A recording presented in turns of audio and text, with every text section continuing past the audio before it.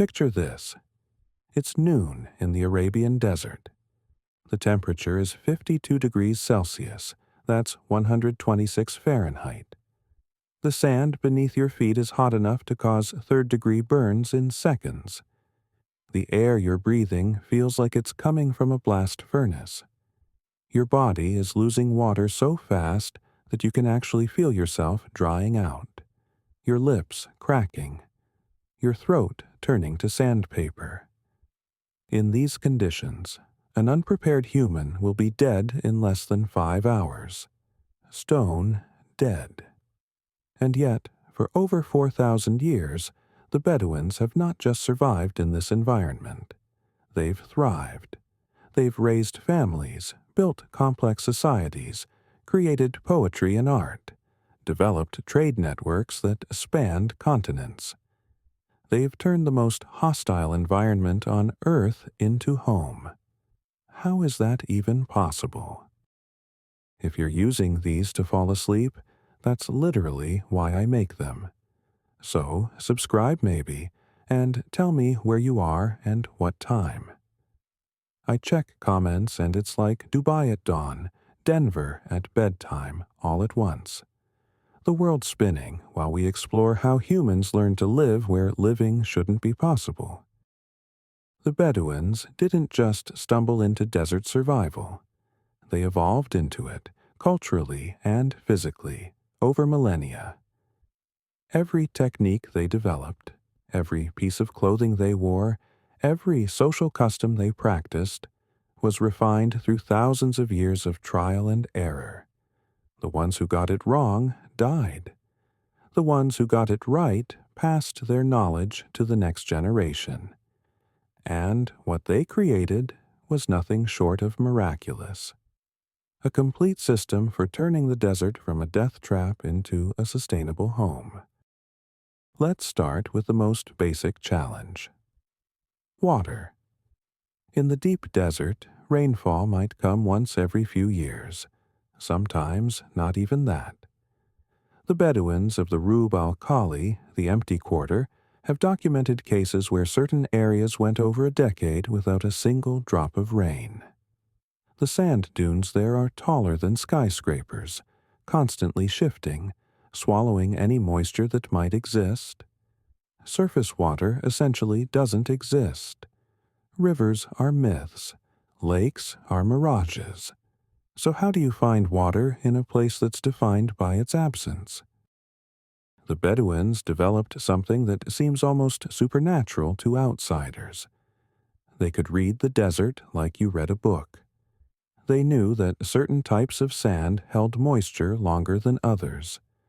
Fine sand near rocky outcroppings often indicated underground water channels. They watched where birds flew in the early morning because birds always know where water is. They observed the behavior of insects. Certain beetles only appear where there's moisture within 3 feet of the surface. They studied plants with an intensity that would impress modern botanists. The kaf tree, for instance, has roots that can go down 30 meters to reach water. If you see a healthy gaf tree, there's water down there. Maybe not accessible to humans, but the tree is telling you something about what's beneath. But finding water was only half the battle.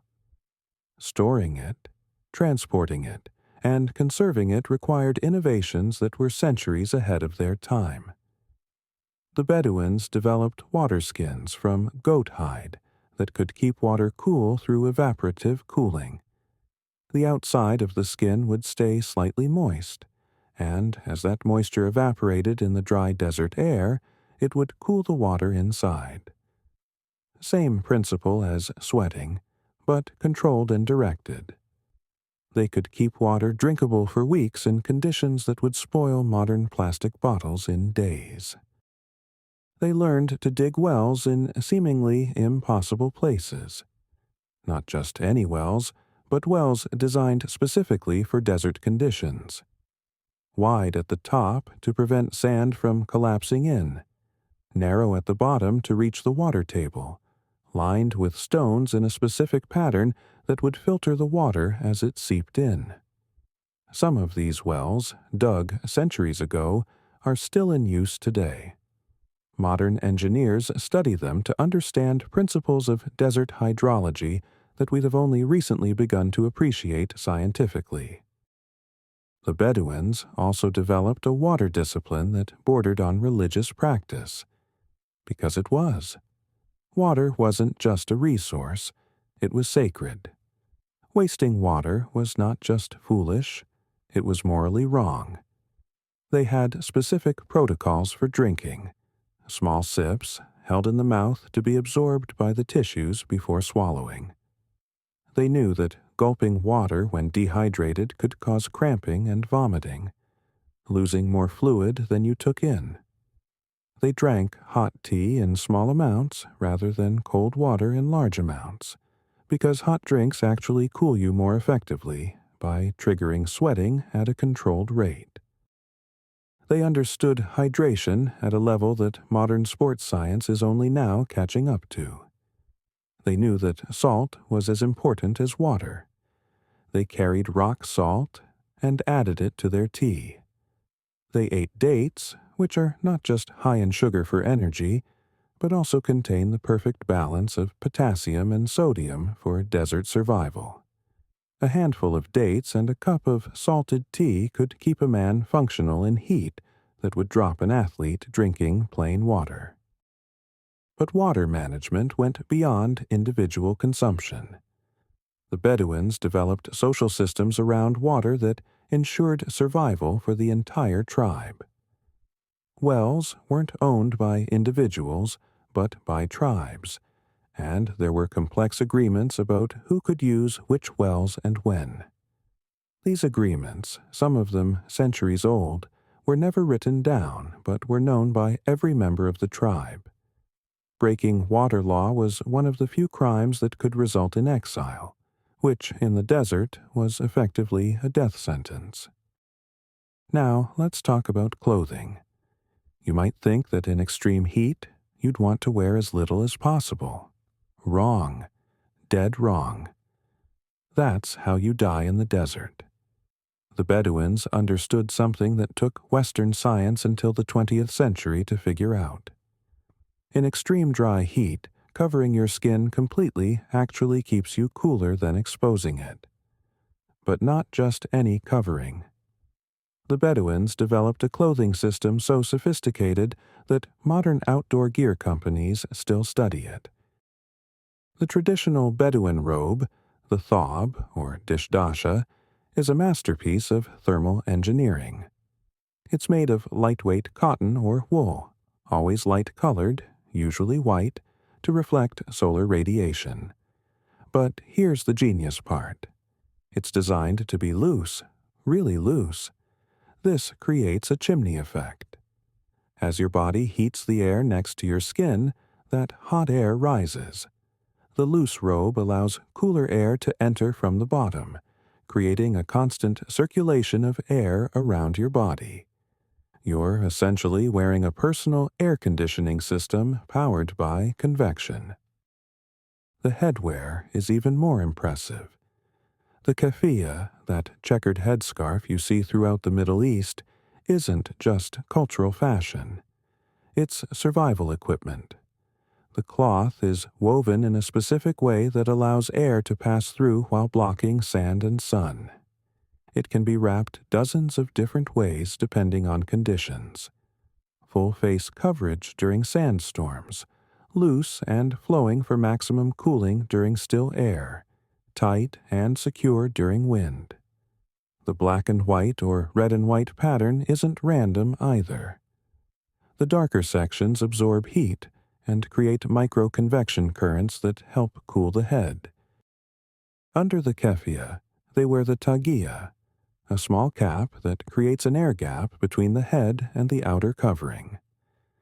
This air gap is crucial. It provides insulation that keeps the brain cool.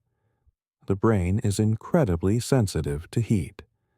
A few degrees too warm, and you start making bad decisions.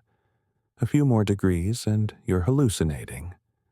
The Bedouins knew this thousands of years before we understood neurology. They protected their heads with the same attention to detail that modern soldiers protect themselves with helmets. The footwear was equally sophisticated. Bedouin sandals, na'al, were made from camel leather, sometimes multiple layers thick. Camel leather is incredibly durable, but also has unique thermal properties. It doesn't conduct heat the way cow leather does. You could walk on sand hot enough to cook an egg, and your feet would stay protected. The sandals were designed with specific gaps and curves that would trap cooler air and allow for ventilation while keeping sand out. But clothing was just the beginning. The real genius of Bedouin survival was in their architecture.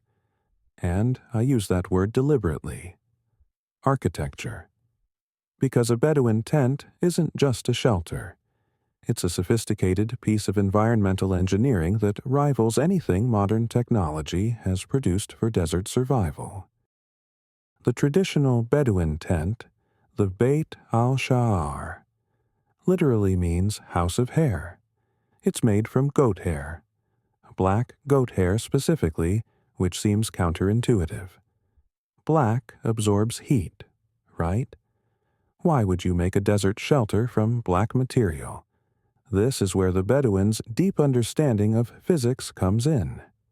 Yes, black absorbs heat, but goat hair has unique properties. When it gets hot, the fibers actually separate slightly, opening up microscopic gaps that allow air to flow through. The hotter it gets, the more ventilation the tent provides. It's a passive cooling system that responds automatically to temperature changes. But it gets better. Goat hair is also naturally water resistant. In the rare event of rain, the fibers swell and close those gaps, making the tent waterproof. One material, two opposite functions, activated automatically by environmental conditions. NASA has studied Bedouin tent design for potential applications in space habitats. That's how advanced this 1,000-year-old technology is. The shape of the tent is equally important. Low and long, it presents minimal surface area to the sun during the heat of the day. The sides can be raised or lowered depending on wind direction and sun angle. The interior is divided into sections, usually separated by elaborate woven dividers. This isn't just for privacy. Each section creates different temperature zones. The wind flowing through the tent gets channeled and accelerated or slowed depending on how the dividers are arranged. A skilled tent maker could create temperature differences of 10 degrees Celsius between different areas of the same tent.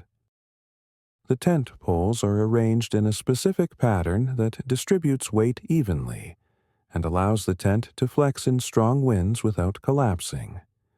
These aren't just random sticks.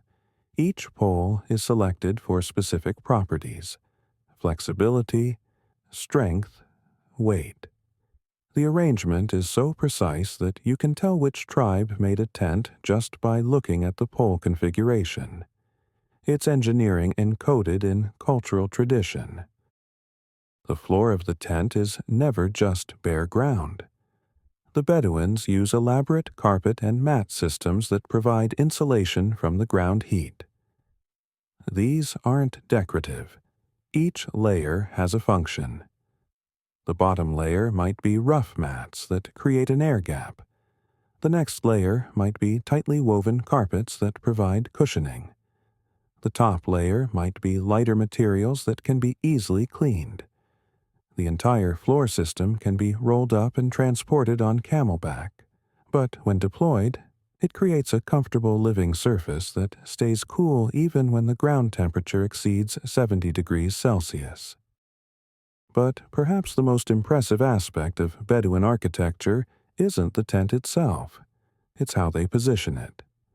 The Bedouins developed an understanding of microclimates that modern meteorologists find remarkable. They could identify spots in seemingly featureless desert where nighttime temperatures would be several degrees cooler. They knew how cold air flows down slopes and pools in certain areas. They could predict where morning dew was most likely to form. They understood how different types of sand and rock absorb and release heat at different rates. When they set up camp, they weren't just looking for flat ground. They were reading the landscape like a thermal map. That small rise might block the afternoon sun. That depression might collect cool air at night. That rock formation might channel breezes in a useful direction. Every camp was positioned to take maximum advantage of natural cooling effects that most people wouldn't even notice existed. And then there's the timing of everything. The Bedouins structured their entire daily schedule around heat management. This wasn't just practical, it became embedded in their culture so deeply that it shaped their entire worldview. They understood that fighting the desert's rhythm was futile. You had to dance with it. They would wake before dawn in the coolest part of the day. This is when major work was done: moving camp, tending animals, repairing equipment. By the time the sun was fully up, the heavy labor was finished. The middle of the day was for rest, but not idle rest. This was when social activities happened. Teaching children, telling stories, maintaining relationships. The tent would be configured for maximum shade and airflow, and the entire tribe would gather in the coolest spots. As the sun began to descend, activity would pick up again. Evening prayers, preparing food, social visits. After dark, the desert transforms. Temperatures can drop by 20 degrees or more. This is when the Bedouins truly came alive. Navigation, trading, even warfare often happened at night. They developed abilities to navigate by stars that put modern GPS to shame. They could determine not just direction but precise location by observing star positions and movements. The Bedouins knew individual stars by name, not just the major constellations but minor stars that most people never notice. They had stories for each one, stories that encoded navigation information. A child growing up hearing these stories was actually learning a sophisticated navigation system without realizing it. By adulthood, a Bedouin could cross hundreds of miles of featureless desert and arrive within a few hundred meters of their intended destination at night, without any instruments except their eyes and memory. But survival in the desert requires more than just technical knowledge. It requires a social system that ensures no one faces the challenges alone. The Bedouins developed one of the most sophisticated social support systems in human history, and it was all built around surviving extreme conditions. The basic unit of Bedouin society is the family, but not family as modern Western society understands it. The Bedouin family, the AHL, includes everyone related by blood going back several generations. This might be 50, 60, even 100 people. These people don't just know each other, they're bound by obligations that are as strong as law. If one family member is in trouble, everyone helps. Not helping isn't just antisocial, it's unthinkable. Several families together form a clan, the Hay. The clan shares grazing rights, water sources, and protection duties. Clans together form a tribe, the Kabila. The tribe might include thousands of people spread over vast areas, but they're all connected by kinship ties that everyone can recite from memory. A Bedouin child learns their genealogy the way other children learn the alphabet. They can tell you exactly how they're related to every other member of their tribe, going back generations. This isn't just social nicety. In the desert, these relationships are survival mechanisms. If your animals die in a drought, your cousins will share theirs. If you're attacked by raiders, your clan will defend you. If you find a new water source, your tribe will know about it within days. The social network is a survival network, refined over millennia to ensure that temporary misfortune doesn't become permanent catastrophe. The Bedouins also developed a hospitality code that seems excessive to outsiders but makes perfect sense in the context of desert survival. If a stranger appears at your tent, you must offer them shelter and food for 3 days, no questions asked. They could be your worst enemy, and you still have to feed them. This isn't just generosity, it's mutual survival insurance. In the desert, anyone could find themselves in desperate need of help. The hospitality code ensures that help will always be available, regardless of who you are or where you come from. But it goes deeper than just food and shelter. The moment someone enters your tent as a guest, they're under your protection. You're responsible for their safety. If someone tries to harm them, you must defend them as if they were your own family. This created safe zones throughout the desert. Even in times of tribal warfare, the hospitality code was rarely broken. It was one of the few universal laws that all Bedouins respected, because everyone understood that without it, desert survival would be impossible for everyone. The Bedouins also developed economic systems perfectly adapted to their environment. They couldn't farm in traditional ways, the desert wouldn't allow it. So they became pastoral nomads, following seasonal patterns that had been worked out over centuries. They knew exactly when certain areas would have brief periods of vegetation after rare rains. They knew which plants their animals could eat and which would make them sick. They knew how many animals a particular area could support without overgrazing. The animals themselves were carefully chosen for desert survival. Camels, obviously, but not just any camels. The Bedouins bred specific types of camels for different purposes. Racing camels that could cover vast distances quickly for communication and raids. Pack camels that could carry enormous loads across soft sand. Milk camels that could produce nutrition even when barely surviving themselves. Each bloodline was known and tracked. A good camel wasn't just valuable, it was essential for survival. But they didn't rely only on camels. Goats could survive on plants that even camels wouldn't eat. Sheep provided wool for tent making and clothing. Falcons were trained for hunting. Dogs guarded the camps and helped with herding. Each animal filled a specific niche in the desert survival system. Losing any one type could upset the balance that kept the tribe alive. The Bedouins' knowledge of their animals was encyclopedic. They could diagnose diseases by subtle changes in behavior. They knew which plants would increase milk production and which would flavor the milk. They could predict weather changes by watching how their animals acted. A camel refusing to kneel in a certain spot might indicate unstable ground. Birds flying in unusual patterns might signal a coming sandstorm.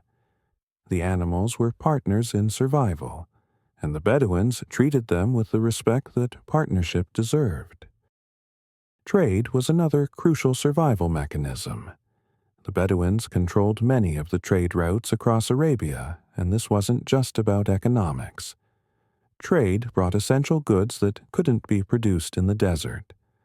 Metal for tools and weapons, certain medicines and spices, information about conditions in distant regions. The trade networks were like arteries keeping desert communities alive. A tribe that couldn't trade was a tribe that would eventually die. The Bedouins developed sophisticated systems for protecting these trade routes. They knew every path, every water source, every potential camping spot across thousands of square miles. They could guide caravans through regions where other people would die within days. They negotiated protection agreements with other tribes, creating safe passages through different territories. They developed reputation systems where a trader's word was literally more valuable than gold. Because in the desert, trust could mean the difference between life and death. But the Bedouins weren't just traders and guides. They were also warriors, and their approach to warfare was shaped entirely by desert realities. You couldn't maintain large standing armies in the desert. There wasn't enough water or food. So Bedouin warfare became fast, mobile, and strategic. Raids, gazu, were conducted with small groups of mounted warriors who could strike quickly and disappear into the desert before retaliation was possible.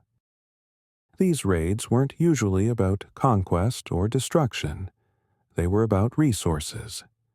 Capturing animals, especially camels, was the main objective. Killing was actually discouraged unless necessary.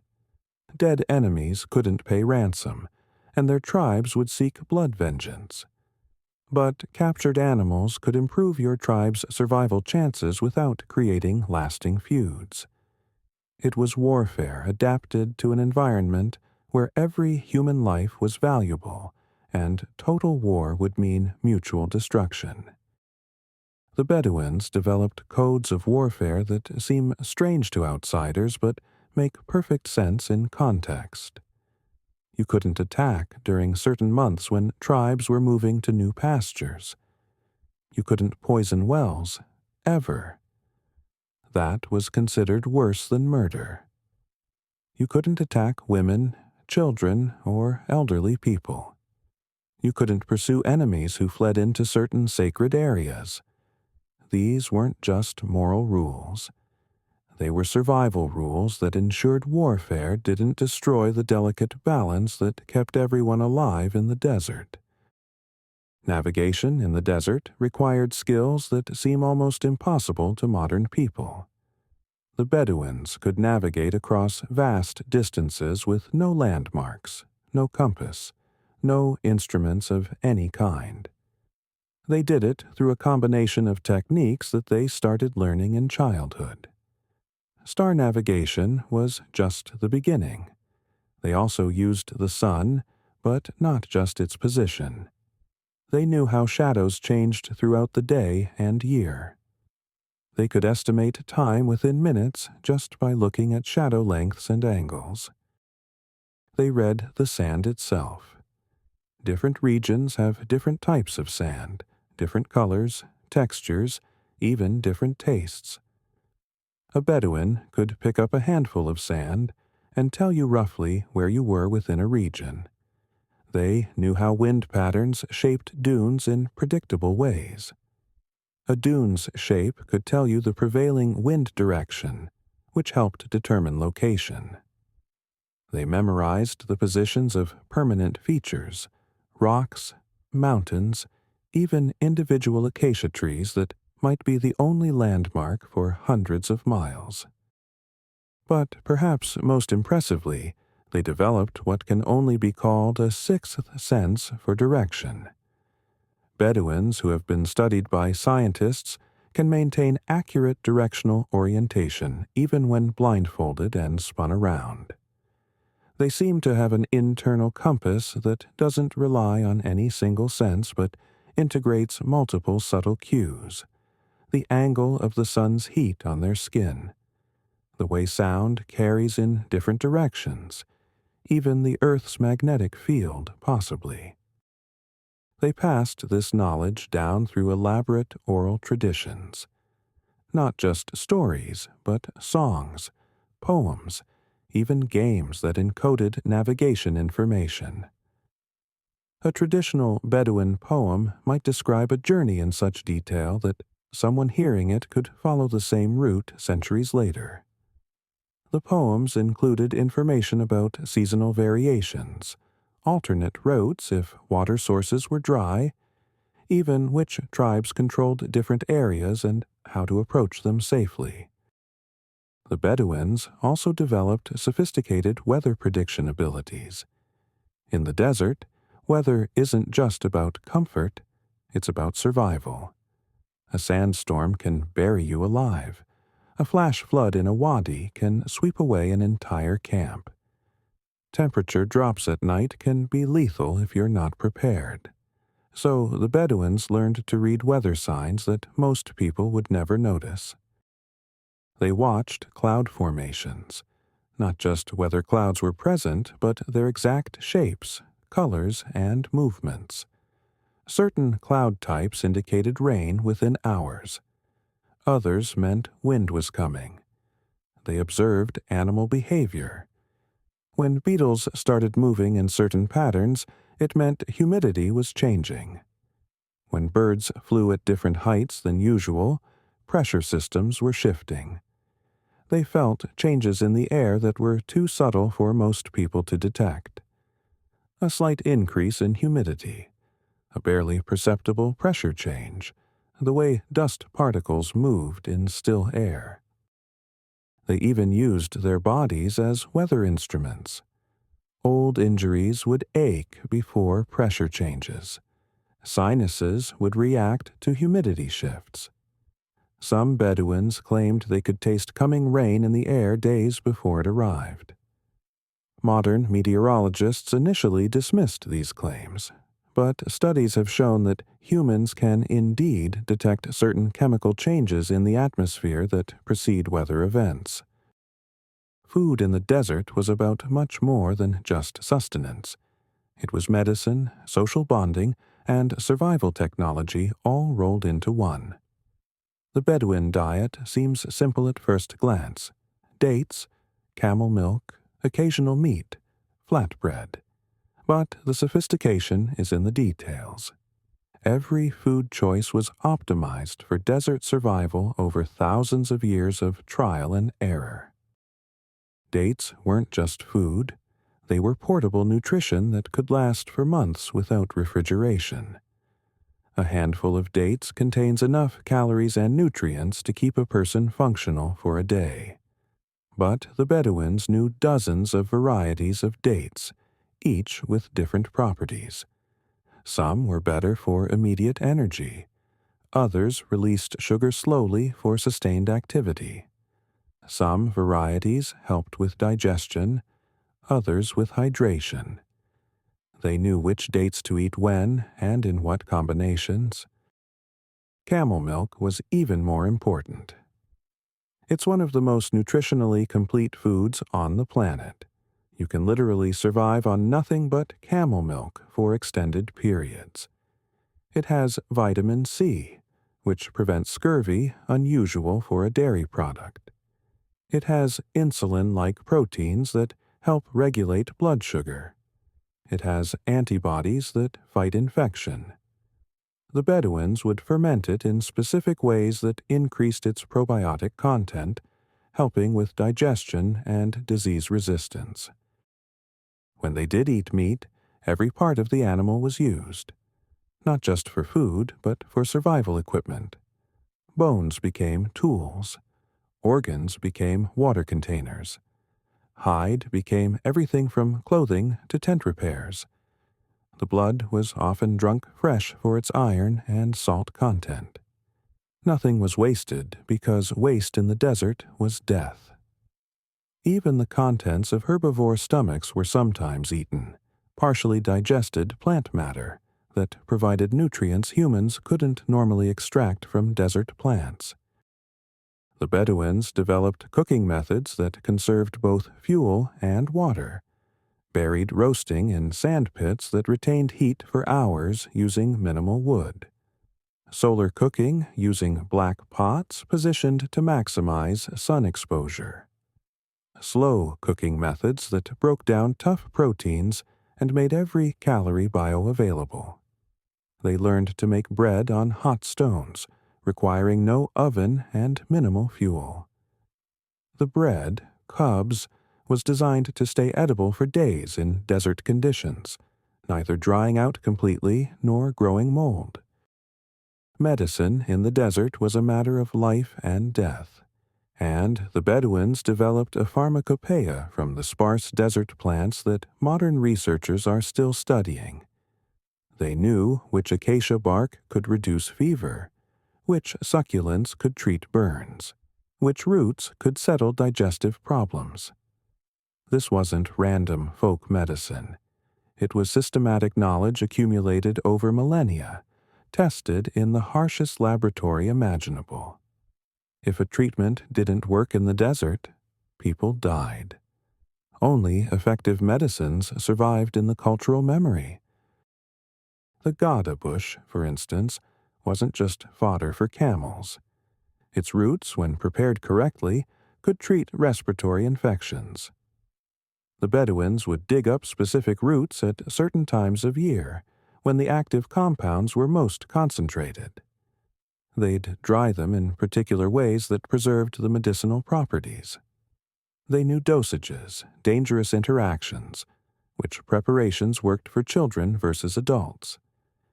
This knowledge was passed down through specialized healers, usually women, who memorized hundreds of preparations and their uses. Wound treatment in the desert was especially critical. A minor cut could become infected and fatal within days in the hot, sandy environment.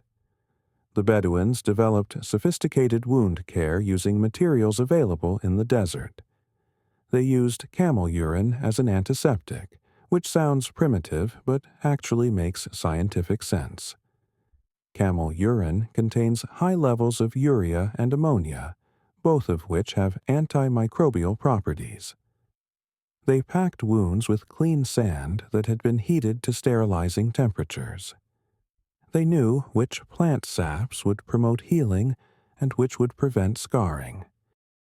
They understood infection in practical, if not scientific terms. They knew that certain wounds needed to drain, others needed to be kept dry. They recognized the signs of blood poisoning and had treatments that could sometimes stop it. They performed simple surgeries using tools sterilized in fire, centuries before Western medicine understood the importance of sterile technique. They could set broken bones using splints made from palm fronds and cloth. They had techniques for dealing with scorpion stings and snake bites that actually improved survival rates. Mental health in the isolation of the desert was another challenge the Bedouins addressed through cultural practices. The desert can drive people mad. The isolation, the monotony, the constant stress of survival. The Bedouins developed social structures and practices that maintained psychological well-being. Storytelling wasn't just entertainment. It was therapy, education, and social bonding all at once. The elaborate oral traditions gave people purpose, identity, and connection to something larger than themselves. Poetry held a special place in Bedouin culture. It wasn't just artistic expression. It was how emotions were processed and communicated in a culture where direct emotional expression was often constrained.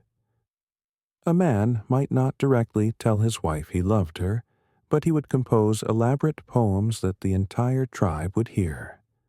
Grief, joy, anger, fear, all found expression in verse. The rhythmic patterns of traditional Bedouin poetry actually have neurological effects, activating parts of the brain associated with emotional regulation and memory formation. Music and dance served similar functions. The traditional Dabki dance wasn't just celebration. It was physical exercise, social bonding, and stress relief. The synchronized movements created group cohesion. The physical exertion released endorphins. The rhythm and repetition induced mild trance states that helped process trauma and stress. Modern psychologists studying Bedouin communities have noted remarkably low rates of certain mental illnesses, possibly due to these cultural practices that function as preventive mental health care. Child rearing in the desert required special adaptations. Bedouin children couldn't afford extended childhoods. They needed to start learning survival skills as soon as they could walk. But this education was woven into play and daily life so seamlessly that children didn't realize they were being trained for survival. Games taught navigation skills. Songs encoded information about water sources and edible plants. Stories contained warnings about dangers and instructions for emergency situations. By age 5, a Bedouin child could identify dozens of plants and their uses. By age 7, they could help with herding and simple camp tasks. By age 10, they could survive alone in the desert for days if necessary.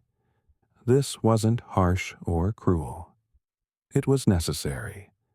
In an environment where parents could die suddenly from any number of causes, children needed to be capable of basic survival from an early age. But the education went beyond practical skills. Children learned the complex social codes that held Bedouin society together. They memorized genealogies, understood tribal territories, knew the protocols for approaching strangers, learned the signals that indicated friend or foe. They absorbed a moral framework that prioritized group survival over individual desires. A selfish child in the desert wouldn't just be antisocial. They'd be dangerous to everyone around them. The Bedouins developed specific techniques for keeping children safe in the harsh environment. Infants were swaddled in ways that protected them from sand and sun while allowing air circulation. Toddlers wore special clothing with built-in sun protection and cushioning for falls on rocky ground. Children were taught fear of specific dangers, scorpions, snakes, getting lost, but not general fearfulness that would paralyze them.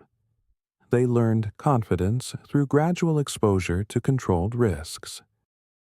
Women in Bedouin society held roles that were essential for survival, though often misunderstood by outsiders. While men might be more visible as warriors and traders, women were the backbone of daily survival. They managed water supplies, processed and preserved food, created and maintained shelter, produced clothing and tools, and held most of the medical knowledge. A tribe that lost its women was doomed, regardless of how many warriors it had. The weaving skills of Bedouin women were legendary. They didn't just make decorative carpets. They created the entire material culture that made desert life possible. The tent walls, floor coverings, storage bags, camel saddles, clothing, all required specific weaving techniques that took years to master. Each pattern encoded information: tribal identification, family history, even messages between groups. A woman could weave warnings about dangerous conditions or invitations to trade into patterns that outsiders would see as merely decorative. Women managed the complex logistics of moving camp. This wasn't just packing and unpacking. It required intimate knowledge of every possession, its function, and its importance. In minutes, a woman could prioritize what to save if the camp had to be abandoned suddenly. She knew exactly how to load camels for balance and efficiency. She could set up a fully functional camp in under an hour, with everything positioned for optimal comfort and survival. The knowledge of food preservation was almost exclusively female. In the desert, where fresh food was rare and refrigeration impossible, preservation techniques meant the difference between feast and famine. Women knew how to dry meat in ways that would prevent spoilage for months. They could ferment dairy products to create the portable nutrition that actually became more valuable over time. They developed techniques for storing dates and grains that prevented insect infestation and moisture damage. Women also held the knowledge of childbirth and infant care in the harsh desert environment. They knew which plants could ease labor pains, stop bleeding, or increase milk production. They developed techniques for keeping newborns alive when temperatures could swing 50 degrees between day and night. They understood nutrition for pregnant and nursing mothers in an environment where food was often scarce. The survival of the next generation literally depended on knowledge passed between women. Marriage customs among the Bedouins were shaped by survival needs. Marriages weren't just romantic unions. They were alliances that strengthened the tribe's survival chances. Marrying within the tribe kept resources and knowledge concentrated. Marrying outside the tribe created alliances and backup support systems. The complex rules about who could marry whom weren't arbitrary. They were designed to prevent genetic problems from inbreeding while maintaining tribal cohesion. The bride price, mahar, wasn't purchasing a woman. It was demonstrating that a man had the resources to support a family in the harsh desert environment. The elaborate negotiations around marriage involved assessments of water rights, grazing territories, and animal bloodlines. A good marriage could secure a family's survival for generations. A bad one could lead to conflict that destroyed entire clans.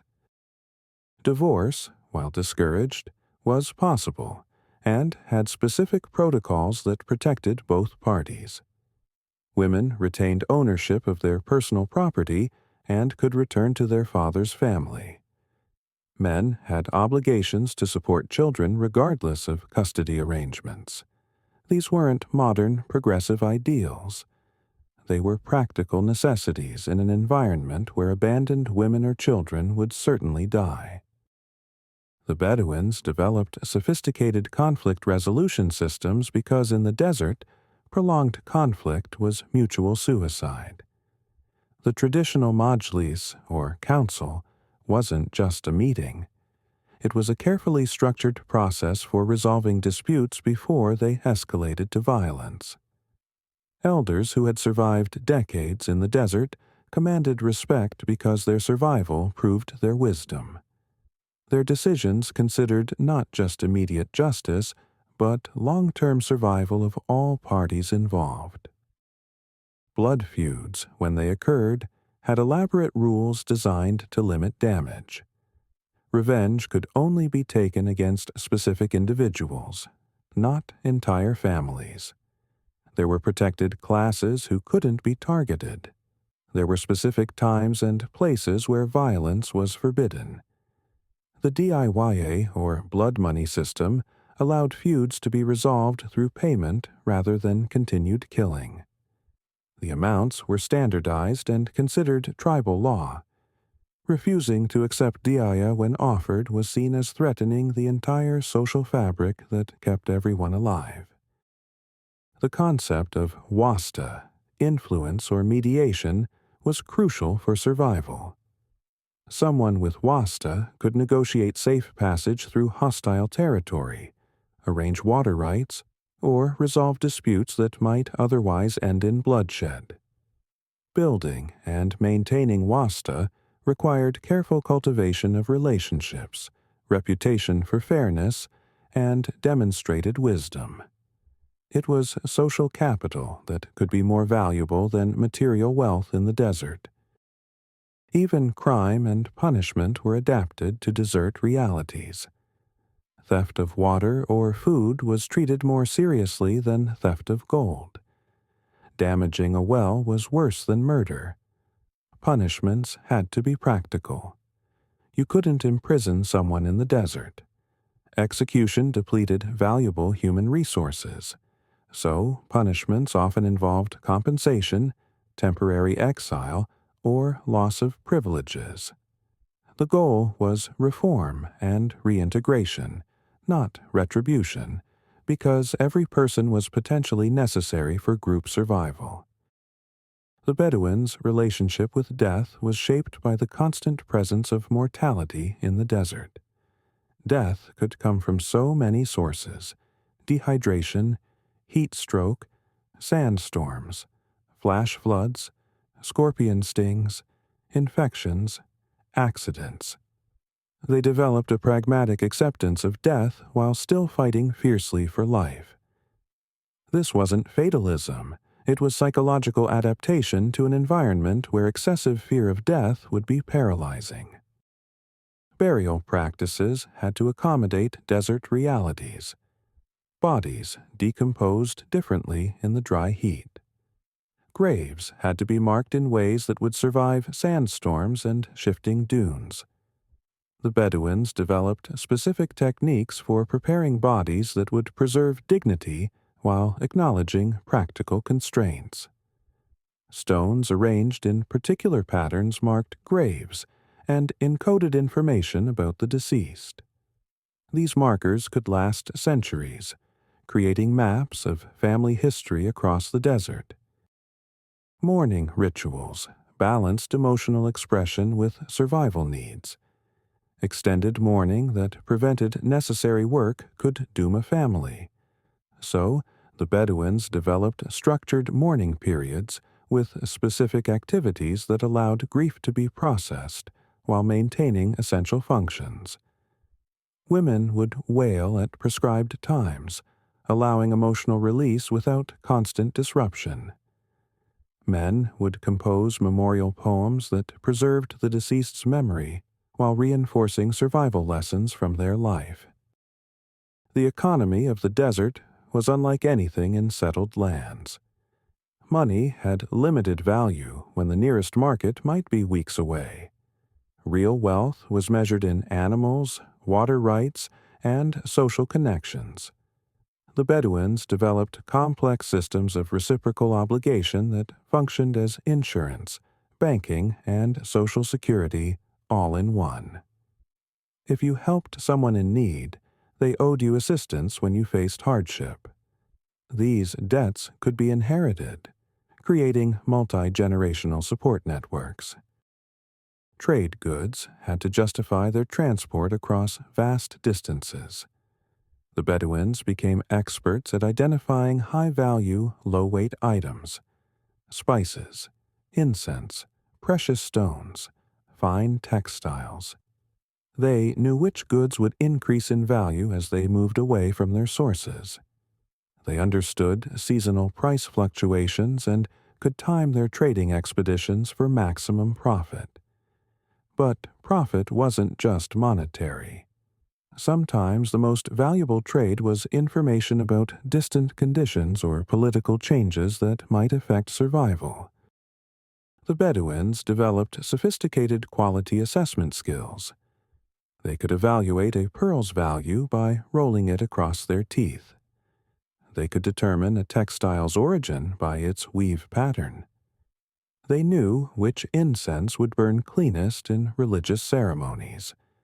This expertise made them trusted intermediaries in long-distance trade. Merchants in Damascus or Cairo would rely on Bedouin assessments of goods from Yemen or Oman. Protection services were a major part of the Bedouin economy. Caravans needed guides who knew safe routes and had agreements with tribes along the way. The kuwa, or brotherhood tax, was a fee paid to Bedouin tribes for safe passage through their territory. This wasn't simple extortion. The Bedouins provided real services, including emergency assistance, updated information about conditions ahead, and protection from other raiders. A caravan that tried to cross the desert without Bedouin cooperation would likely never reach its destination. The Bedouins also developed early forms of commercial law adapted to desert conditions. Contracts might be verbal, witnessed by elders and sealed with elaborate oaths. Breaking a commercial agreement didn't just risk legal consequences. It destroyed the trust networks that made desert trade possible. A merchant who cheated would find no guides, no protection, no assistance anywhere in the desert. Commercial reputation was literally a matter of life and death. Seasonal patterns governed everything in Bedouin life. They didn't just respond to seasons. They anticipated them with uncanny accuracy. The Bedouins knew that certain stars appearing at sunset meant rain was likely within weeks. They knew which valleys would flood in which order when rain did come. They knew where vegetation would appear first and how long it would last. This wasn't general knowledge. It was specific to regions, sometimes to individual valleys and plains. The annual cycles of movement weren't random wandering. They were precisely choreographed migrations refined over centuries. Each tribe had traditional routes and camping grounds. These movements considered not just immediate needs, but long-term sustainability. Grazing areas were used in rotation, allowing vegetation to recover. Water sources were approached in sequences that prevented overuse. The Bedouins were practicing sustainable resource management long before the term existed. Summer and winter required completely different survival strategies. Summer camps were positioned to maximize shade and catch any available breeze. Winter camps sought shelter from cold winds and positioned for maximum sun exposure. The transitions between seasonal camps were times of intense activity. Everything had to be perfectly timed. Move too early and you might miss the last resources of the current area. Move too late and someone else might claim the best spots in the next area. The Bedouins tracked micro-seasons that outsiders wouldn't even notice, the few weeks when certain insects emerged and could be harvested for food, the brief period when specific plants produced edible seeds, the exact timing when camel milk would be richest due to particular vegetation. They lived in harmony with rhythms that urban dwellers had forgotten existed. Religious practice among the Bedouins merged seamlessly with survival needs. Islam provided a framework that reinforced desert survival strategies. The 5 daily prayers created a routine that helped track time and maintain social cohesion. Ritual washing conserved water while maintaining hygiene.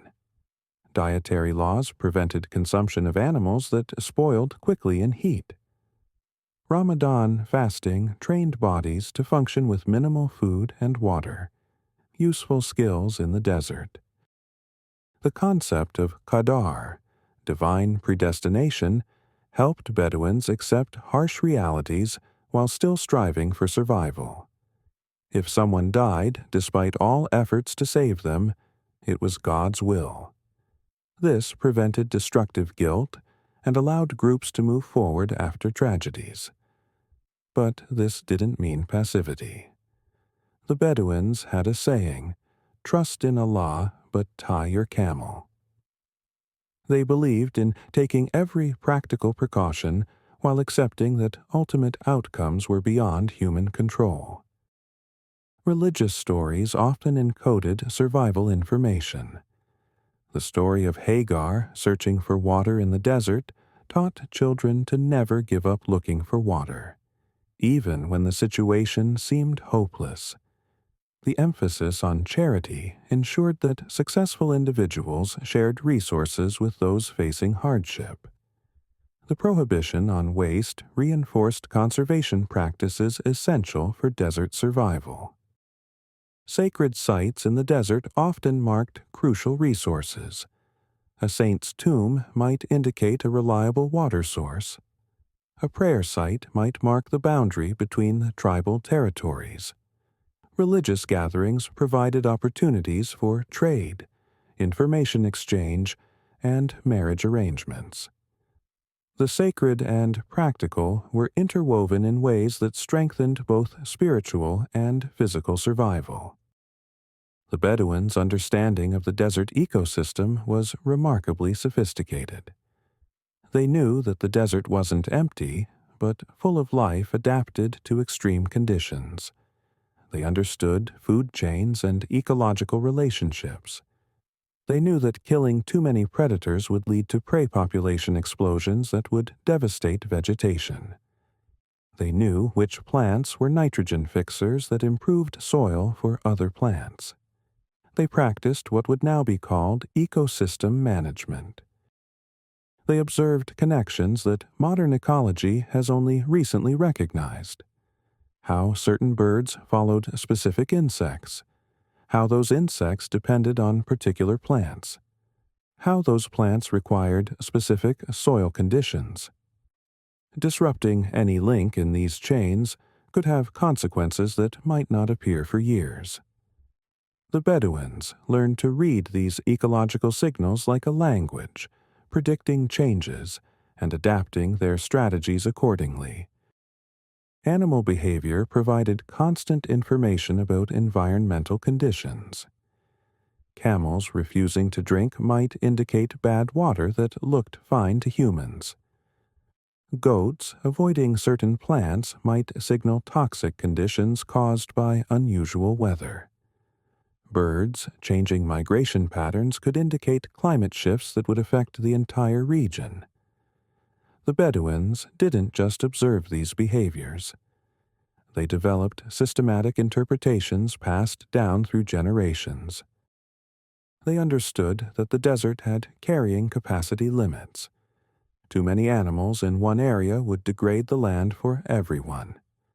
So they developed complex agreements about herd sizes and grazing rights. These weren't environmental conservation in the modern sense. They were survival strategies that recognized that destroying the desert's limited resources would destroy the people who depended on them. The technological innovations of the Bedouins extended far beyond what most people imagine when they think of nomadic peoples. They developed engineering solutions to desert problems that modern scientists find remarkably sophisticated. Take their falaj system, an underground channel technology for moving water across vast distances with minimal evaporation. These weren't simple ditches. They were precisely graded tunnels that could transport water for dozens of kilometers, maintaining just enough flow to prevent stagnation while minimizing loss. Building a falaj required mathematical knowledge that the Bedouins developed independently. They calculated slopes using nothing but string and stones, achieving gradients accurate to fractions of degrees. They understood hydraulic pressure and how to use it to move water uphill in certain sections. They knew how to prevent tunnel collapse in different soil types. Some falaj systems built centuries ago still function today, delivering water more efficiently than many modern pipelines. The Bedouins also developed primitive but effective refrigeration techniques. They created underground storage chambers that took advantage of the desert's extreme temperature swings. During cold nights, these chambers would cool down significantly. Properly insulated with layers of sand and palm fronds, they could maintain temperatures 20 degrees cooler than the surface during the day. Meat could be preserved for days, milk products for weeks, using nothing but intelligent design and natural temperature variations. Wind catchers, bargeal, were another innovation that demonstrated deep understanding of thermodynamics. These towers, built at strategic points in camps, could capture and channel even the slightest breeze down into living spaces. The Bedouins knew that wind at height moves faster than at ground level. They understood pressure differentials and how to create artificial drafts. A well-designed wind catcher could reduce interior temperatures by 10 degrees without any moving parts or external energy. The Bedouins developed sophisticated techniques for weather modification on a microscale. They knew how to create artificial shade that actually cooled the air, not just blocked the sun. By hanging wet cloths in specific configurations, they could create evaporative cooling zones that functioned like primitive air conditioning. They understood that different materials had different thermal properties and would combine them in ways that maximized cooling effects. Even their approach to fire was scientifically advanced. They developed fire pits that could burn efficiently with minimal fuel, crucial when wood was scarce. They knew how to create updrafts that would make fires burn hotter with less smoke. They understood that different materials produced different types of heat, quick and intense for cooking, slow and steady for warmth through cold nights. They could bank fires to smolder for hours without attention, providing warmth and protection without wasting precious fuel. The navigational abilities of the Bedouins went beyond simple star reading. They developed what amounts to a complete astronomical system. They tracked not just the positions of celestial bodies, but their movements over time. They knew that certain stars rose and set at different times throughout the year, and used this to determine not just direction, but date. They could calculate their latitude by measuring the angle of the North Star above the horizon, using nothing but their hands as measuring tools. They also used the moon in sophisticated ways, not just its phases but its path across the sky, which changes throughout the month. They knew that the moon's highest point in the sky varied predictably, and could use this to determine their location within a few miles. They understood that the moon rose about 50 minutes later each day, and used this to time activities and travels. This wasn't casual observation. It was systematic astronomy developed over millennia. The Bedouins even developed methods for navigating in sandstorms when celestial navigation was impossible. They used wind patterns, knowing that storms in certain regions always moved in predictable directions. They could maintain direction by keeping the wind at consistent angles to their path. They developed techniques for moving in straight lines without visual references, using everything from the feel of sand under their feet to the way sound echoed off distant mountains. Their understanding of geology was practical but profound. They knew that different rock formations indicated different resources. Limestone often meant water was near. Certain volcanic rocks suggested good grazing in wet years. They could read the landscape's history in its stones, understanding how ancient water flows had shaped the terrain and where resources might be hidden. This knowledge was encoded in place names that described geological features in ways that conveyed practical information to those who understood the naming conventions. The Bedouins developed mathematical concepts independently that weren't formalized in Western mathematics until much later. They understood proportions and ratios in dividing inheritances according to Islamic law. They calculated probabilities in assessing risks of different routes or strategies. They used geometric principles in tent construction and navigation. This wasn't academic mathematics, but practical problem-solving that happened to align with mathematical principles. Their approach to time was fundamentally different from agricultural societies. They didn't think in terms of fixed schedules, but in terms of optimal moments. There was a right time for everything, determined by the intersection of multiple factors. The right time to move camp wasn't a date on a calendar, but when various signs aligned, water becoming scarce, grazing depleted, weather patterns shifting, social obligations fulfilled. This temporal flexibility allowed them to adapt to unpredictable conditions while maintaining long-term patterns. The Bedouins developed sophisticated methods for information storage and transmission without writing. Their oral traditions weren't just stories, but databases. Genealogies that went back 20 generations contained information about water rights, territorial agreements, and conflict resolution precedents. Epic poems encoded navigation routes, weather patterns, and survival techniques. Songs contained pharmaceutical knowledge, with rhythm and melody helping preserve exact dosages and preparations. Memory techniques used by the Bedouins rivaled those of ancient Greek orators. They used spatial memory, associating information with specific locations in familiar landscapes. They used narrative memory, embedding facts in stories that were easier to remember than isolated data. They used sensory memory, linking information to smells, tastes, and textures that triggered recall. A Bedouin elder could recite thousands of lines of poetry, each line containing multiple layers of encoded information. The social technology of the Bedouins was perhaps their greatest innovation. They created systems for maintaining cooperation among people with no central authority, no police, no courts in the modern sense.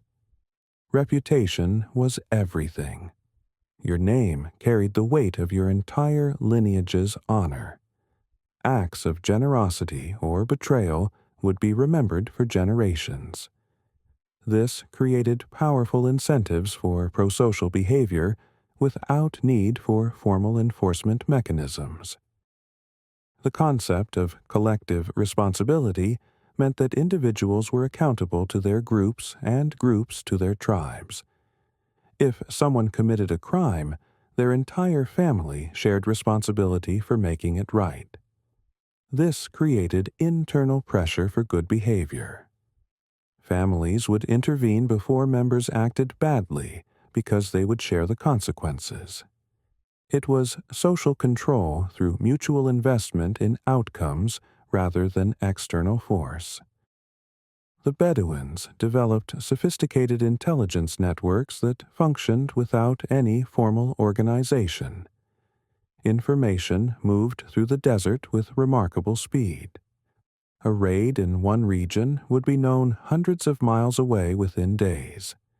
Political changes in distant cities would reach remote camps within weeks. This wasn't organized communication, but organic information flow through overlapping social networks.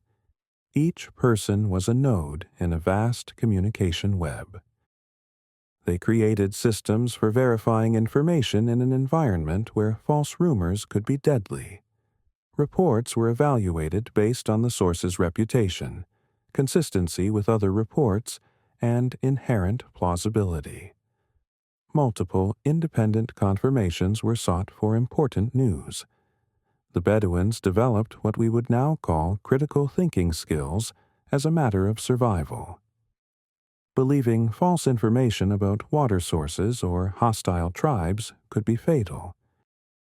The economic innovations of the Bedouins included sophisticated risk management strategies. They diversified their herds, keeping different animals that would survive different types of disasters. They maintained relationships with multiple trading partners so that conflict with one wouldn't destroy their economy. They stored value in multiple forms: animals, trade goods, social obligations, territorial rights, so that no single catastrophe could wipe them out completely. They developed insurance systems based on reciprocal obligations. If your herds were destroyed by disease, others would provide animals to help you rebuild, knowing you would do the same for them. These weren't charity, but investments in collective survival. The obligation networks could span vast distances and multiple generations. A debt incurred by a grandfather might be repaid by a grandson decades later. This created economic stability in a fundamentally unstable environment. The Bedouins understood market dynamics in ways that would impress modern economists. They knew how to create artificial scarcity to drive up prices. They understood supply and demand curves without ever seeing them drawn. They could predict price fluctuations based on weather patterns, political events, and seasonal cycles. They knew when to hold goods and when to sell, when to buy, and when to wait. This wasn't intuition, but systematic knowledge accumulated over centuries of trading. Credit systems among the Bedouins functioned without banks or written records. Your word was your bond, literally. Breaking a financial commitment destroyed not just your credit, but your entire social standing. The Bedouins developed elaborate verbal contracts with witnesses who would remember terms for decades. They created systems for transferring obligations, essentially inventing checks and promissory notes that existed only in collective memory. The military strategies of the Bedouins influenced warfare throughout history. Their emphasis on mobility over fixed positions, on intelligence over brute force, on psychological warfare over physical destruction, these concepts revolutionized military thinking when settled peoples encountered them. The Bedouins proved that small, motivated mobile forces could defeat much larger conventional armies by refusing to fight on conventional terms. Their raid tactics, hitting supply lines rather than main forces, targeting economic resources rather than military assets, exhausting enemies rather than destroying them, became templates for guerrilla warfare worldwide. But the Bedouins understood something that many who copied their tactics missed. The goal wasn't military victory, but survival advantage. A raid that gained resources without creating lasting enemies was more successful than one that destroyed an opponent, but created a blood feud. The Bedouins developed intelligence-gathering techniques that modern agencies still study. They could extract information through hospitality, learning about distant events from travelers while appearing to simply be generous hosts. They developed codes and signals that could convey complex information through seemingly innocent activities. The position of a tent flap, the pattern of a fire, the way camels were arranged, all could carry messages to those who knew how to read them. Psychological warfare was refined to an art. The Bedouins knew that fear was often more powerful than force. Ghost stories about certain areas kept enemies away from strategic resources. Exaggerated tales of their fighting prowess made opponents hesitate to attack. They understood that warfare was as much about perception as reality. A tribe that seemed powerful was less likely to be attacked, regardless of actual strength. The environmental knowledge of the Bedouins extended to prediction of long-term climate patterns. They recognized cycles that spanned decades, knowing that certain configurations of wet and dry years repeated in patterns. They could predict not specific weather but general trends, knowing when extended droughts were likely or when particularly good years might come. This allowed planning on timescales that agricultural societies, focused on annual cycles, often missed. They understood that the desert wasn't static but constantly changing. Dunes moved, creating and destroying landmarks. Water sources appeared and disappeared. What was good grazing one decade might be barren the next. The Bedouins didn't try to impose permanence on this dynamic landscape. They adapted to its changes, developing flexibility that allowed them to thrive in conditions that would destroy more rigid societies. The Bedouins recognized connections between distant environmental events. They knew that heavy rains in mountain regions would create flooding in valleys weeks later and hundreds of miles away. They understood that volcanic eruptions could affect weather patterns for years. They observed that certain insect populations predicted plant growth patterns seasons in advance. This systems thinking allowed them to prepare for changes that would surprise others. Conservation practices among the Bedouins were sophisticated and enforced through social pressure rather than law. They knew that overgrazing in good years would create disasters in bad years. They understood that depleting water sources would make regions uninhabitable for everyone. They practiced restraint not from environmental ideology, but from practical understanding that resource destruction was mutual suicide in the desert. The spiritual dimension of Bedouin life wasn't separate from survival, but integrated with it. Their beliefs provided psychological resources for dealing with harsh realities. The concept of baraka, divine blessing, helped explain why some survived when others didn't, preventing survivors' guilt that could be psychologically destructive. The emphasis on submission to divine will, Islam, provided peace in accepting unchangeable circumstances while still encouraging effort within human capability. Prayer times structured the day in ways that happened to align with optimal activity patterns in the desert. Dawn prayers coincided with the best time to begin work. Noon prayers enforced rest during the hottest period. Evening prayers marked the transition to nighttime activities. The ritual washing required for prayers maintained hygiene standards crucial for disease prevention. Religious practice and survival practice were inseparable. The Bedouins developed concepts of sacred space that protected crucial resources. Certain wells were considered holy and couldn't be fought over. Some grazing areas were reserved for religious gatherings, ensuring they wouldn't be overused.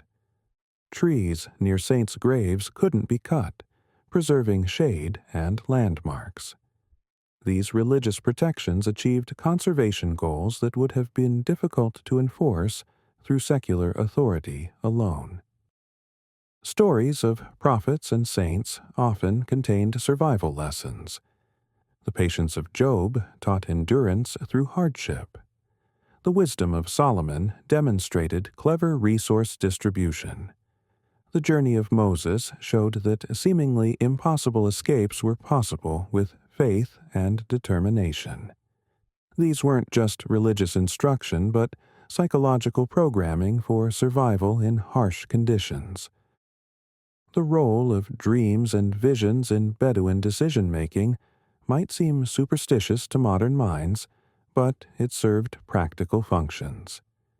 Dreams provided a way to process subconscious observations that might not reach conscious awareness. A dream about finding water might reflect subtle environmental cues noticed but not consciously registered. Visions during meditation or prayer could integrate complex information in ways that rational analysis might miss. The Bedouins understood psychology in practical terms.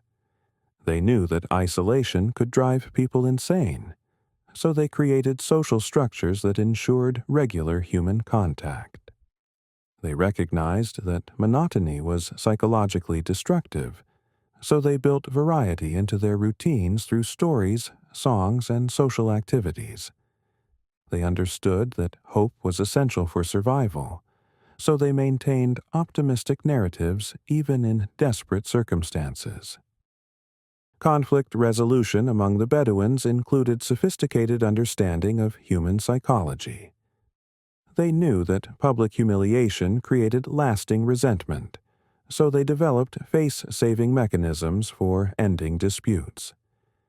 They understood that immediate retaliation escalated conflicts, so they built in cooling-off periods. They recognized that involving neutral mediators reduced emotional intensity. These weren't modern psychological insights, but practical wisdom developed through millennia of managing human conflict in conditions where extended warfare meant mutual destruction. The treatment of mental illness in Bedouin society combined practical care with spiritual intervention. They recognized that some individuals experienced realities others didn't share. Rather than ostracizing these people, they often found roles for them. Someone who heard voices might become a spiritual advisor. Someone with unusual sensory sensitivities might become a weather predictor. This integration of neurodiversity wasn't progressive ideology, but practical utilization of all human resources in an environment where every person was valuable. Child psychology among the Bedouins emphasized resilience building from an early age. Children weren't sheltered from harsh realities, but gradually exposed to them in manageable doses. They learned that discomfort was temporary, that fear could be overcome, that failure was a learning opportunity. This produced adults capable of functioning under extreme stress without breaking down. Modern psychology recognizes this as stress inoculation, but the Bedouins practiced it for millennia without formal theory. The architecture of social relationships among the Bedouins created redundant support systems. Everyone had multiple categories of people they could rely on: blood relatives, milk siblings, those nursed by the same woman, tribal members, allies through marriage, companions through shared hardship. This meant that loss of one support system didn't leave individuals completely isolated. The social architecture was as carefully constructed as their physical tents, designed to withstand storms that would destroy simpler structures. Gender relationships in Bedouin society, while appearing restrictive by modern standards, contained sophisticated balances adapted to desert survival. The segregation of certain activities wasn't arbitrary, but often reflected optimal resource utilization. Men's mobility for herding and trading was balanced by women's stability in maintaining camps and preserving knowledge. The system ensured that critical skills were preserved in both populations, so that loss of either gender in a group didn't mean loss of essential survival knowledge. The economic role of women was often invisible to outsiders but crucial for survival. Women's weaving didn't just produce household items but tradable goods that could be more valuable than livestock in certain markets. Women's knowledge of food processing could triple the value of raw materials. Women's social networks often determined whether families could access resources during hardship. The economic unit wasn't the individual, but the family, with each gender contributing different but essential resources. Elder care among the Bedouins reflected both practical necessity and accumulated wisdom. Elders who could no longer perform physical labor became repositories of knowledge, teachers, mediators, and decision-makers. Their survival experience was too valuable to waste. They knew where water could be found in drought years no one else remembered. They could predict weather patterns from signs younger people hadn't learned to read. They remembered agreements and boundaries that prevented conflicts.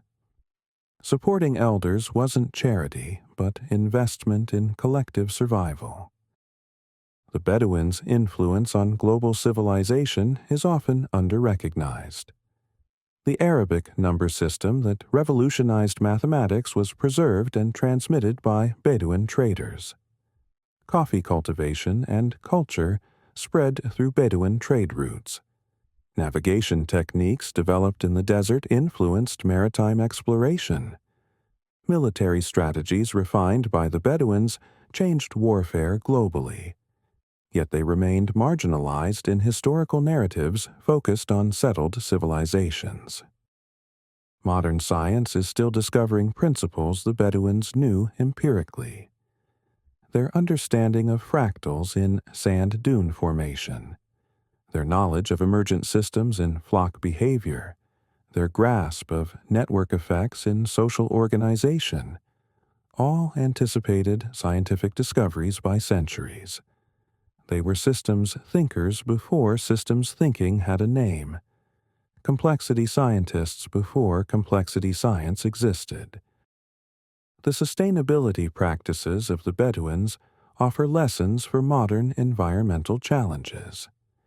They proved that human societies could exist in harmony with harsh environments for millennia without depleting resources. Their rotational grazing prevented desertification. Their water management maintained aquifers. Their population control kept numbers within carrying capacity. They achieved what modern industrial society struggles with: true sustainability over geological timescales. As modernization transforms the Middle East, traditional Bedouin knowledge is disappearing. Young Bedouins are moving to cities, choosing air-conditioned houses over tents, cars over camels, wages over herding. The oral traditions that encoded millennia of survival wisdom are being forgotten. Languages and dialects that contained unique concepts for desert phenomena are dying out. We are losing one of humanity's greatest accumulations of environmental adaptation knowledge at the moment when climate change makes it most relevant. Some Bedouin communities are trying to preserve their heritage while adapting to modern realities. They're documenting oral traditions, teaching traditional skills to young people, finding ways to maintain cultural practices in changed circumstances. But it's a race against time. Each elder who dies takes irreplaceable knowledge with them. Each abandoned technique represents centuries of refinement lost. Each forgotten story breaks a chain of transmission stretching back millennia. The lessons of Bedouin survival extend beyond technical knowledge. They demonstrated that humans can adapt to almost any environment through cultural evolution. They proved that cooperation can emerge without central authority. They showed that sustainable resource use is possible without modern technology.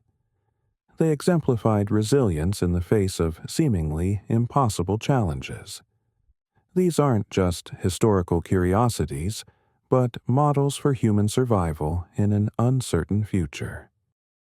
Climate change is creating new deserts and expanding existing ones. Water scarcity is becoming a global crisis.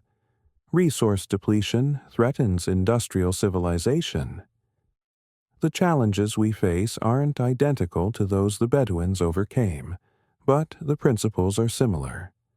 We need adaptive flexibility, not rigid systems. We need cooperation across groups, not competition for declining resources. We need long-term thinking, not short-term exploitation. We need to see ourselves as part of environmental systems, not separate from them.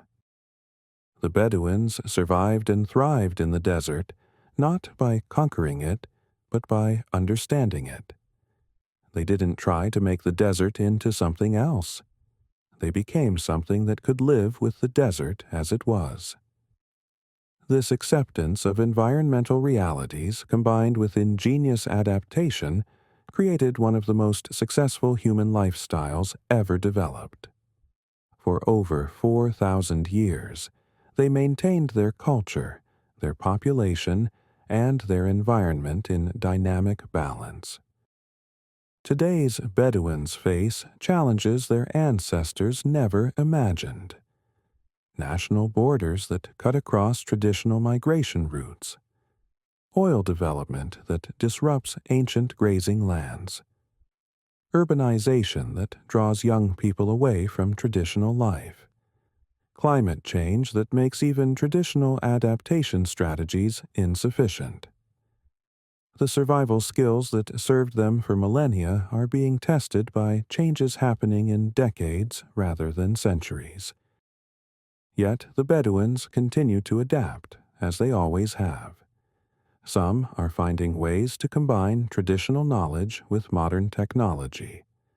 GPS navigation supplementing star knowledge, solar panels powering refrigeration for traditional foods, mobile phones maintaining social networks across vast distances.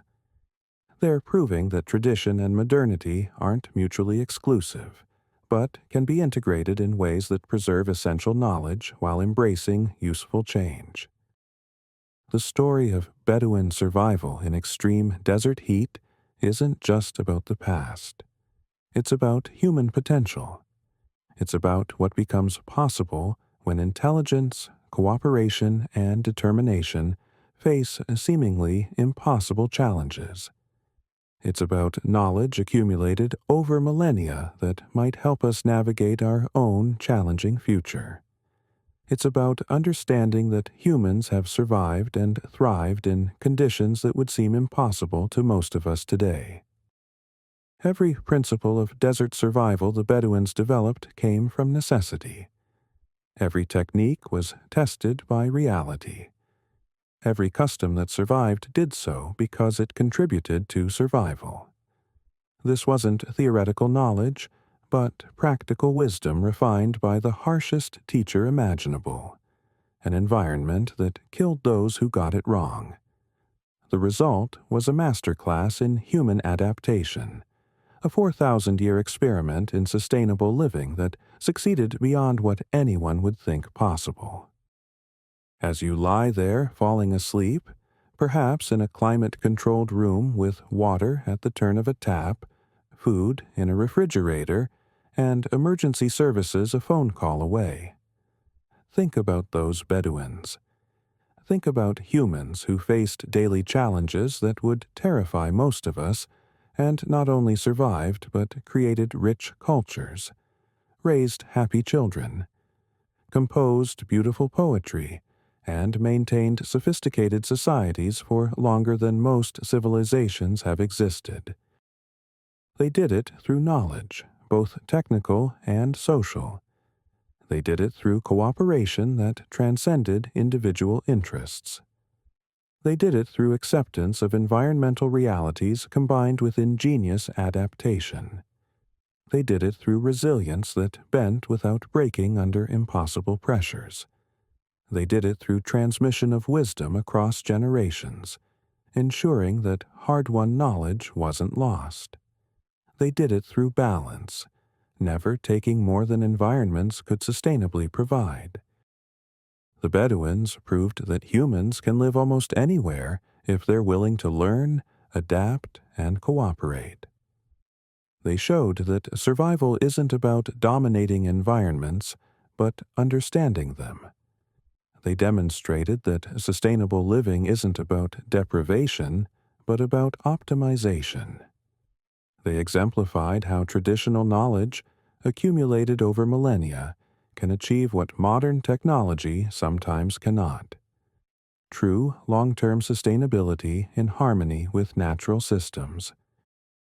Their story reminds us that humans are incredibly adaptable, that culture can evolve to meet any challenge, that cooperation makes survival possible under the harshest conditions. It shows us that the knowledge of indigenous peoples isn't primitive, but sophisticated, not outdated, but timeless, not inferior to modern science, but complementary to it. It teaches us that survival is as much about social technology as physical technology, as much about wisdom as intelligence, as much about community as individual capability. So, as you drift off to sleep in your comfortable bed, remember the Bedouins who slept under stars in the desert, who woke to scorching heat and went to sleep in freezing cold, who found water where none seemed to exist, and created life in places that seemed like death. Remember that you carry in your human heritage the same adaptability, the same resilience, the same capacity for cooperation and innovation that allowed them to thrive where survival seemed impossible. The desert is quiet now. The great camel caravans no longer cross the empty quarter in their thousands. The trading posts where Bedouins gathered to exchange goods and stories are mostly abandoned. The vast networks of wells and camps that sustained life across impossible distances are fading into the sand. But the knowledge remains in the minds of elders, in the practices of remaining nomads, in the lessons available to any who choose to learn them. The Bedouins didn't just survive extreme desert heat. They transformed one of Earth's harshest environments into home through intelligence, cooperation, and unimaginable resilience. They proved that humans can adapt to anything if they're willing to learn from their environment rather than fight it. They created sustainable societies that lasted longer than any industrial civilization has existed. They showed us what's possible when humans work with nature rather than against it.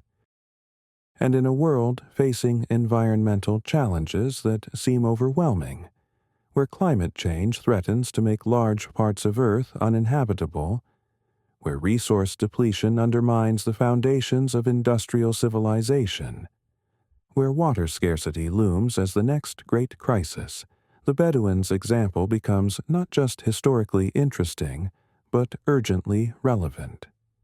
They've already shown us how to survive where survival seems impossible. The question is whether we're willing to learn from their 4,000 years of hard-won wisdom. The desert wind still blows across the endless dunes. The stars still wheel overhead in patterns the Bedouins knew by heart. The sun still rises with crushing heat and sets with bitter cold. And somewhere out there, the descendants of those master survivors still make their way across impossible landscapes, carrying knowledge that might help save us all. The Bedouins survived extreme desert heat through genius, courage, and cooperation. They didn't just endure the unendurable, they made it home. And if they could do that, perhaps there's hope for all of us, no matter what challenges lie ahead. Sleep well, knowing that humans have survived the impossible before and can do so again. The Bedouins proved it. One scorching day, one freezing night, one precious drop of water at a time, for 4,000 years and counting.